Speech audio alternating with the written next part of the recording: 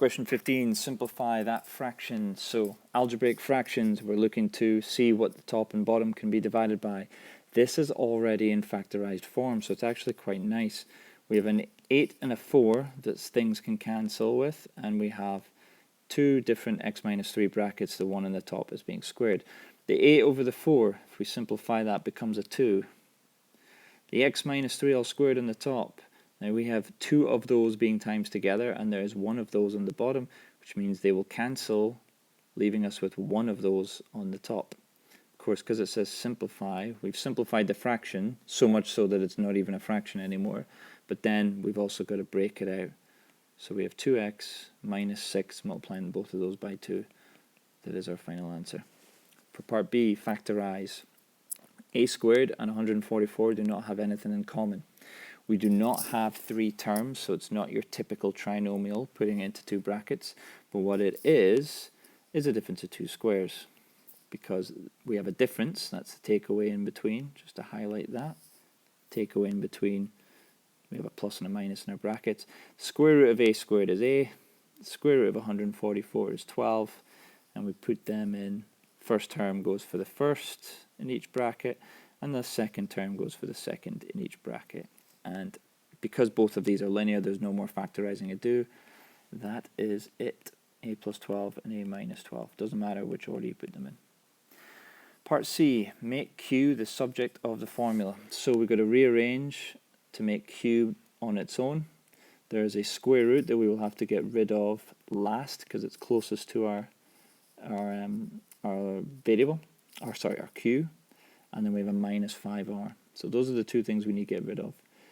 Plus 5r will make the minus 5r disappear, giving us p plus 5r on the left and root q on the right. And then in order to get rid of that square root, we are going to square both sides. So all of the left hand side squared will make it look like this. P plus 5r in a bracket squared. We can't just square both of these separately. It doesn't work like that. You are squaring the whole side, and the fact that there's a plus means it doesn't work that way. If we square the right hand side, of course, the reason for that was to cancel out the square root, leaving us with q.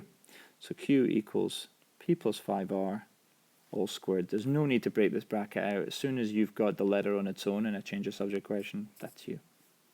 Part D, solve that equation there. We have, it's no guarantee of this, but we have a single letter, which means generally speaking it's going to be linear. So we first of all want to get rid of the fraction from both sides, that fraction being this. So we're going to multiply both sides by that fraction to get rid of it. We have to do this anytime we have a letter in the bottom of a fraction, so it doesn't even matter if this ended up being a quadratic, we have to do the same thing. By doing that, the left hand side turns into 4, because the whole reason for doing this was just to make that cancel. On the right hand side, we've now got 5 times this y minus 4. So fractions are gone, got to break out the brackets now. 5 times each of these will give us a 5y minus 20. There's no letters on this side, so we don't have to worry about that step. Now we can just get our y on its own. We do that by first of all adding the 20. Minus 20 is further away from the y than the 5 is, so we deal with it first. So 24 equals 5y, and then the last step here, divide both sides by 5. So y is going to be 24 over 5, or if you prefer to write it as a decimal, 4.8. Done.